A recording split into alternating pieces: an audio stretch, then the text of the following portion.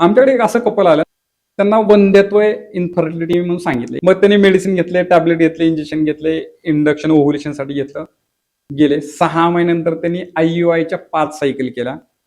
त्याच्यानंतर IVF च्या 3 cycle केला. सगळं फेल झालं. खूप पैसे खर्च केले, अंगाची चाळण झाली, वैतागून सगळं सोडून दिलं. या सगळ्या प्रोसेसमध्ये त्यांना पित्ताचा त्रास चालू झाला आणि आम्ल पित्ताचा त्रास आहे म्हणून आमच्या क्लिनिकला ते पित्ताची ट्रीटमेंट घ्यायला आले.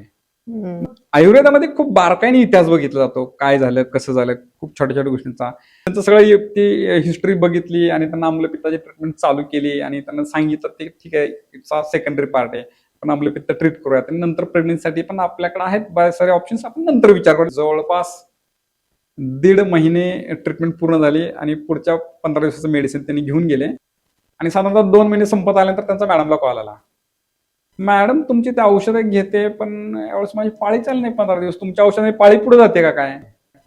मॅडम म्हणलं नाही, आपल्या औषधाने पाळी काही पुढे जात नाहीये, पण तुम्ही एक काम करा, तुम्ही UPT टेस्ट करून घ्या. त्यांनी UPT टेस्ट केली आणि मिस्टर मिसेस दोघं 1 किलो पेढी घेऊन क्लिनिकला भेटायला आले. असा त्यांचा आनंद गगनात मावेना की त्यांनी म्हणलं आम्ही आलो तुमच्याकडे कशासाठी, झालं काय?